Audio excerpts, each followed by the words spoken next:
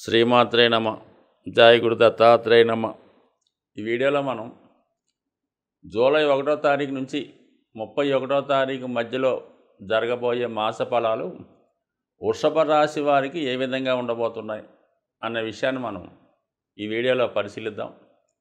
వృషభ రాశి వారికి మరి ఈ నెలలో వచ్చే మార్పు ఏదైనా పరిశీలించినప్పుడు మరి దశమ స్థానంలో ఉన్నటువంటి శని భగవానుడు జూన్ 30వ తారీఖు నుంచి వక్రగమనం పొందడం జరిగింది.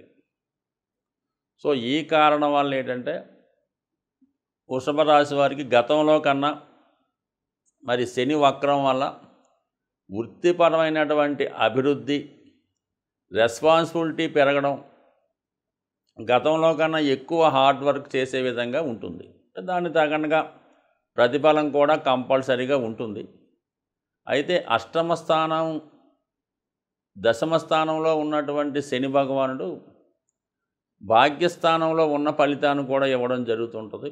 సో ఈ కారణం వల్ల వృషభ రాశిలో ఉన్నటువంటి వాళ్ళు ఎవరైనా సరే గతంలో ముఖ్యంగా ఏదైనా ఉద్యోగం కొరకు ప్రయత్నం చేసి అది మధ్యలో ఆగిపోయి ఉన్నా, లేదు విద్యార్థులు కానీ చిన్న చిన్న ఉద్యోగాల కొరకు విదేశ ప్రయత్నం చేస్తూ ఏదో రిజెక్ట్ అవ్వడం వల్ల కానీ, సరైనటువంటి డాక్యుమెంట్స్ లేకపోవడం వల్ల కానీ మీ యొక్క ప్రయాణం, విదేశ ప్రయాణం ఆగిపోయి ఉంటే మరి ఈ సమయంలో మీరు తిరిగి ప్రయత్నం చేయడం వల్ల 100% మీకు ఆగిపోయినటువంటి పనులు తిరిగి ప్రారంభమవుతాయి. అది ముఖ్యంగా ఏంటంటే ఉద్యోగ సంబంధించిన విషయాలు, అలాగే విదేశ ప్రయాణాలు విద్యార్థులకి ఇది కంపల్సరీగా మళ్ళీ తిరిగి ఒకసారి ప్రయత్నం చేస్తే మీకు ఆ ఫలితం దక్కే అవకాశం ఉంటుంది. అలాగే మీరు గతంలో ఏదైనా పోగొట్టుకొని ఉంటే, ఏదో కారణాల వల్ల ఉద్యోగం పోగొట్టుకొని ఉండొచ్చు, ఉద్యోగంలో ట్రాన్స్ఫర్ అయ్యి ఉండొచ్చు, లేదంటే ఒక ఇష్టం లేని చోట్ల మీరు పని చేయవలసి రావచ్చు. మీరు ట్రాన్స్ఫర్ కోసం ప్రయత్నం చేస్తుంటే ఆ ట్రాన్స్ఫర్ ఆగిపోవడం కానీ, రకరకాల ఇబ్బందులు మీకు గతంలో ఉద్యోగరీత్యా కలిగి ఉండొచ్చు.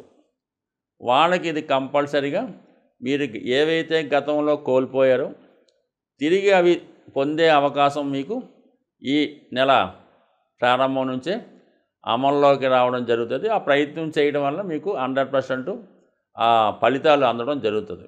అయితే ఎప్పుడు కూడా శని భగవానుడు ఏదన్నా మనకి అవకాశం ఉన్నప్పుడు ఆ ప్రయత్నం చేస్తేనే ఇస్తాడు తప్ప, అవకాశం ఉంటే అదే వస్తుందిలే, మనకు వచ్చేది ఉంటే అదే వస్తుందని అనుకుంటే మాత్రం ఎట్టి పరిస్థితుల్లో కూడా శని భగవానుడు మీకు అది ఇచ్చే అవకాశం ఉండదు.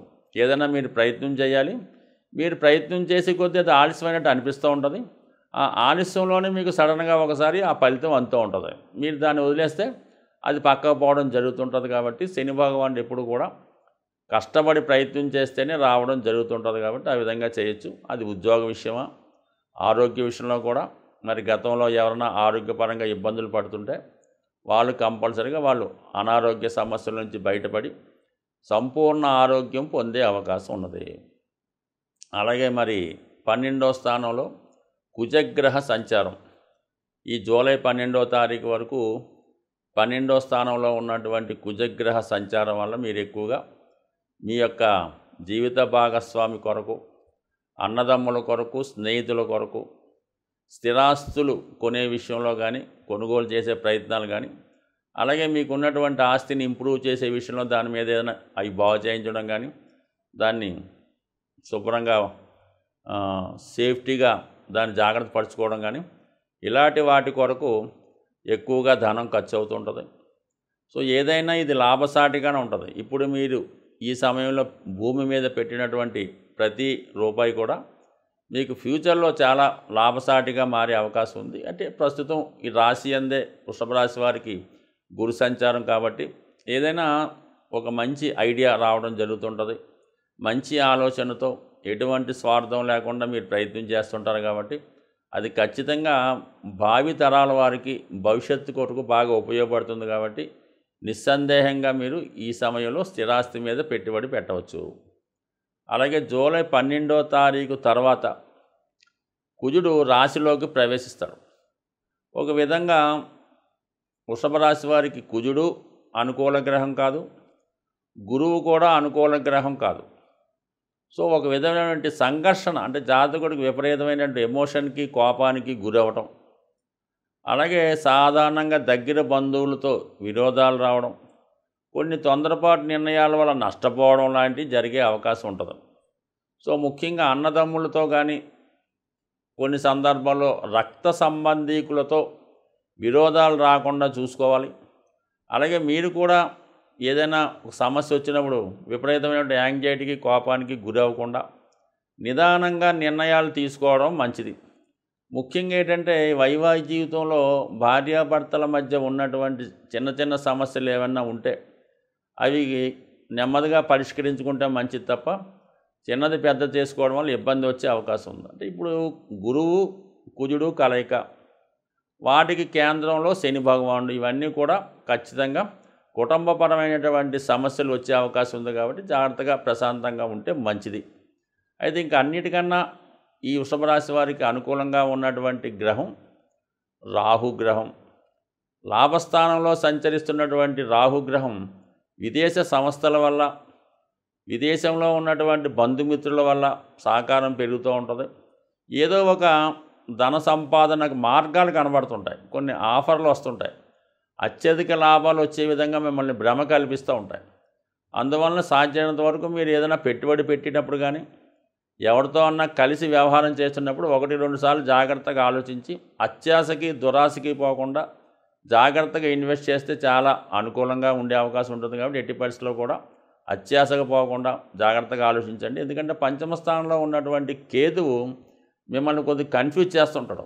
ఏదైనా సరైన నిర్ణయం తీసుకోలేకపోవడం, ప్రతిదానికి కన్ఫ్యూజ్ అవ్వడం, ఇతరులతో కంపేర్ చేసుకోవడం, ఇలాంటి చికాకుల వల్ల కొంతవరకు ఇబ్బంది ఉంది. కాబట్టి కరెక్ట్ నిర్ణయం తీసుకుంటే ఖచ్చితంగా మీకు ఆర్థికపరమైనటువంటి లాభం ఉంటుంది. ఎందుకంటే రాహు రేవతి నక్షత్రంలో సంచరిస్తుండడం, మరి ఆ బుధుడు వృషభ రాశి వారికి ధన పంచమాధిపతిగా తృతీయ స్థానంలో సంచరించడం, ఇవన్నీ కూడా జాతకుడికి ఒక మంచి ఆదాయ వనరులు ఏర్పడతాయి.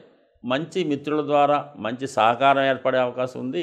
జాతకాలను నమ్ముతూ గోచారాన్ని ఫాలో అవుతున్న వాళ్ళకి ఈ జూలై నెల ప్రారంభం నుంచే శనిగ్రహం వక్రించడం జరుగుతూ ఉంటుంది.